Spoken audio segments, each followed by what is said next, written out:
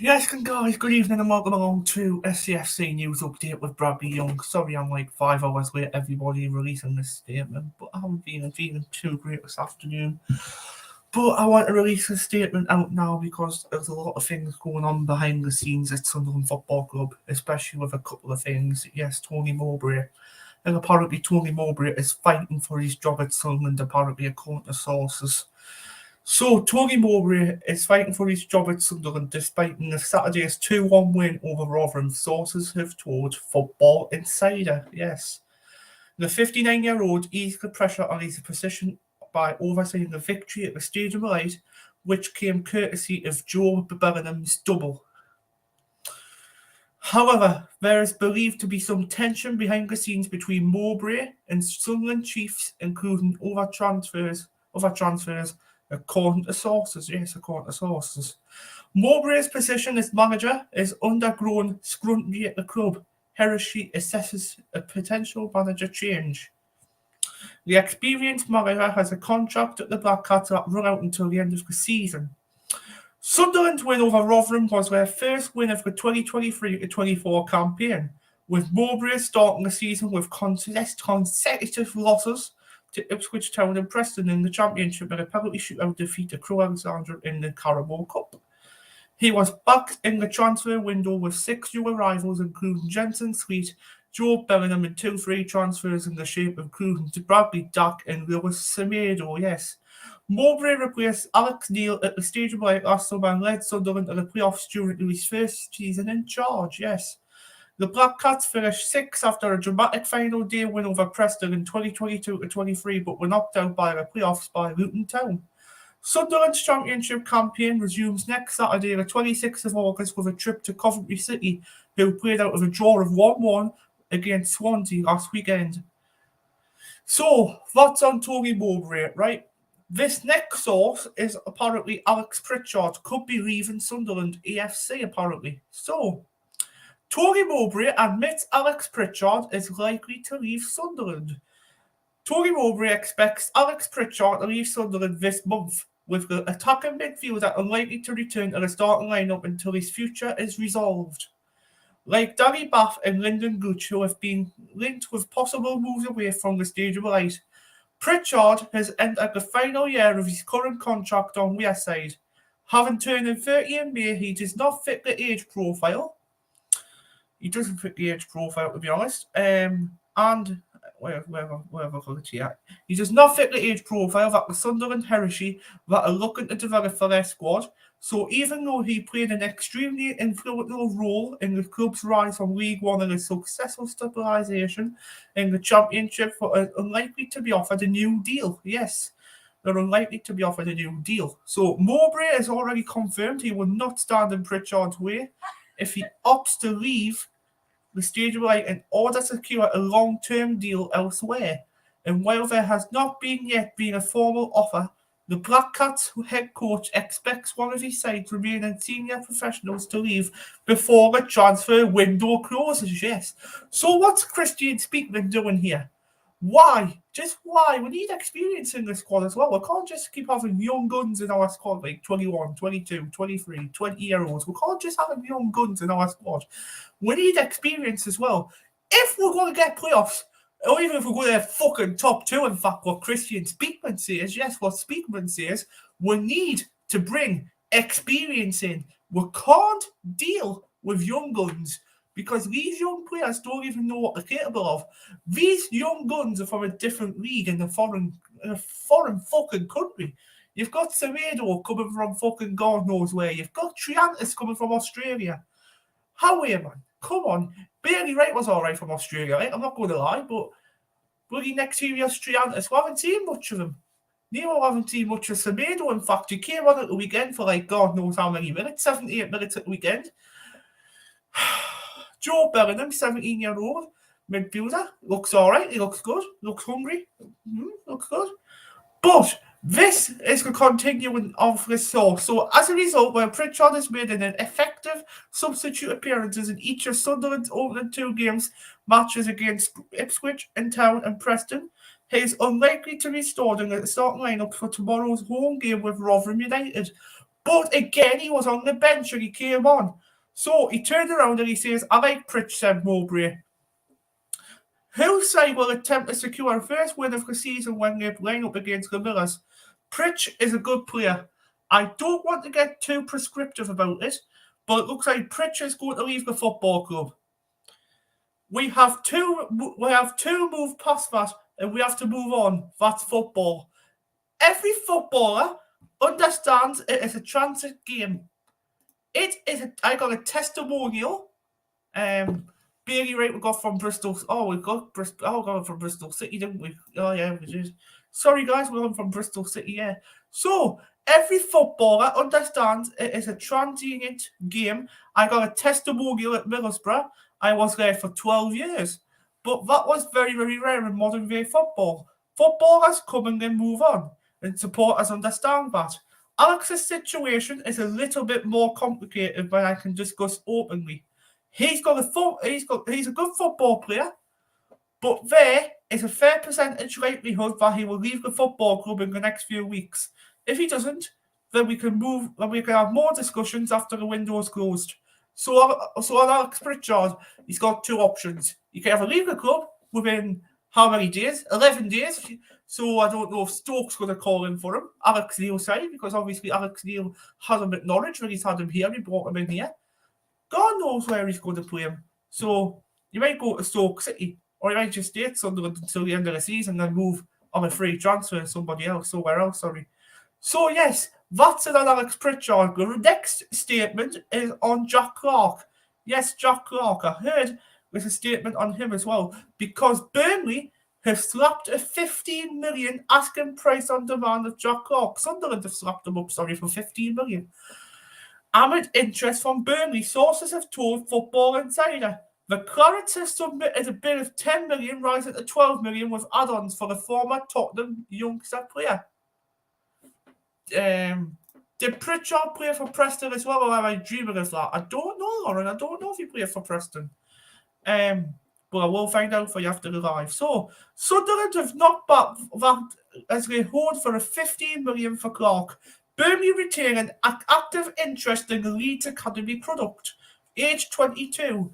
Going into the final 2 weeks of the summer window, the winner is already up and running for the 2023-24 campaign, scoring in Sunderland's 2-1 loss against Preston last week. Jack Clarke, managed 11 goals and 14 assists for the Black Cats across all competitions all season, as they recorded for a top 6 finish in the Championship. He joined the Wearside club on a permanent basis from Tottenham Hotspur 2022 after a successful loan spell at the Stadium of Light. As such, the winner is under contract until June 2026, so he's still under contract for another 3 years yet. Despite his big money move to Tottenham in 2020, Clarke is yet to make an appearance for the Premier League. An opportunity could be handed to him with a move over to Burnley.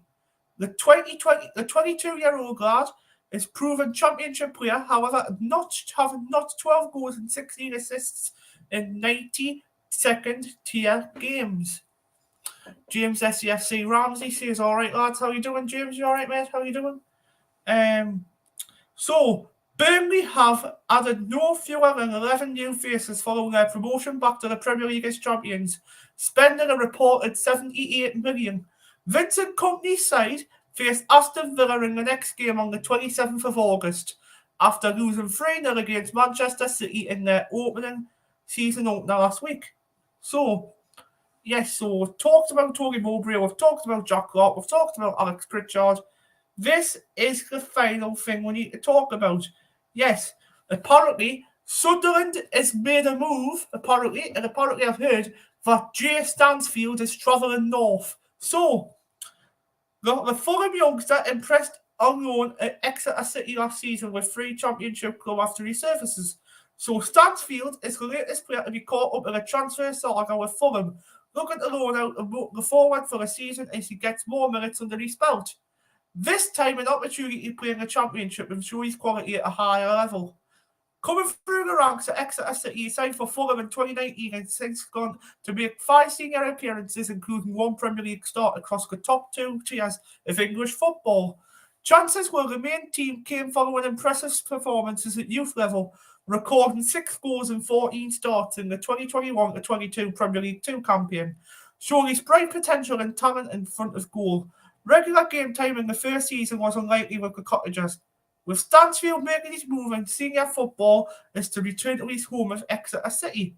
So, there was a question, it's saying, how did Jay Stansfield fare on loan at Exeter last season? So, in emotional return, Stansfield donned the number 9 shirt, a number which was the Grishams have previously retired following the untimely passing of his father and fan favourite Adam Stansfield in 2010.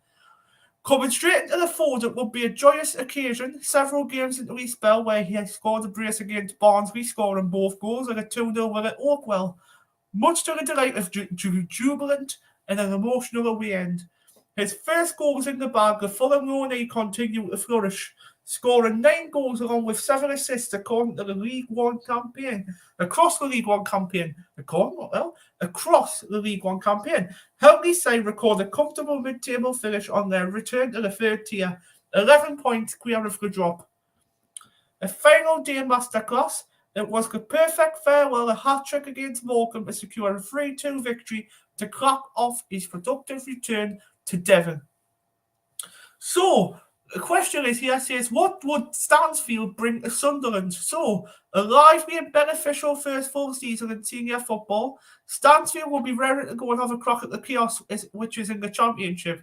He rose to the challenge last season with his ability and sniff out the goal with a vital assist for the Grishams, always lurking in the danger area to add to his tally.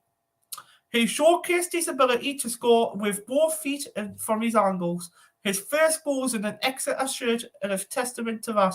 A low-drilled effort from the edge of the area for the first while, showing a true poacher's instinct to stab home of 2 yards from his second. As the season went on, confidence only grew too. His willingness to drive at players and beat his man leading to the goals of his own, while setting chances for others. The return fixtures against the Tykes. Another example of his hot talent, much to the opposition's dismay. Smart works to find a yard of space inside the area was finished off expertly, with a curling effort past the keeper to punish the visitors. Another moment of magic in the second half, Dalton run down the left-hand side was complemented by a well-worked ball into the danger zone, which was stabbed home by Harry Kite. While his knack for scoring goals was quietly rightly get the plaudits, his playmaking abilities were crucial. His pace to get in behind, as well as an eye to see, and deliver the final killer ball, both promising signs of a future star. With more game time at higher levels pending, it is only going to improve his skill set, a star which Sunderland would benefit adding to their ranks. Highlighted by Ross Stewart's injury, it is crucial to have more than one top assist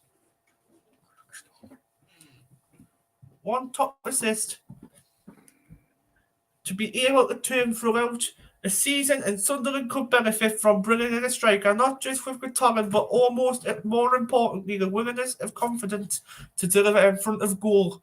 Sunderland's emphasis on bringing in a younger talent this window, like with Joe Bellingham, Jensen Sleet, and Elisa Meander, all coming into the fold this window, only makes us move more perfect.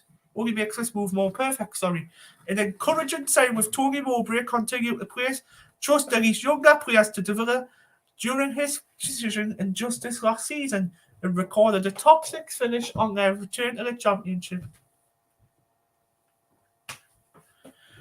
Which competition stands in Stansfield way? So, as previously mentioned, Ross Stewart has established himself as the clear number 9 at the stage of life, scoring 10 and 13 goals last season, with injury curtailing his season in January hammer blow to the Black Cats. New recruits Lewis Semedo and Bradley Dack have since taken up the role so far this season, as they both eye their first goals, the former experiencing his first taste of English football this campaign. With other options available up top, the pressure will not be solely on Stansfield to deliver. The Netherlands is the perfect opportunity in Stewart's absence to stake his claim after coming off a promising campaign at the big club. Look at the compete at the top. end of good division with quality of Doug and Jack Clark supplying the services. So yes, that was the SCFC news update with myself. Hopefully I'm going to bring some more SCFC news updates tomorrow. I'm going to try and get a video out there every day for you guys, because I want to try and get more subs on the channel. So please like the channel, please subscribe to the channel, and also please comment your score predictions for next week's game against Coventry when I do a match preview. Yes, the match preview will be coming on Wednesday night. Comment your score predictions down in the comment section. And when I go live for the Coventry live stream next Saturday at 2:45, after the game's finished, I will put your name into a hat, and your name will be entered out the hat, and you could be winning a £10 gift card. So good luck to everybody who is entering that draw for next weekend. So take care, everyone. Love yous and leave yous, and we'll see you again very soon. Goodbye for now.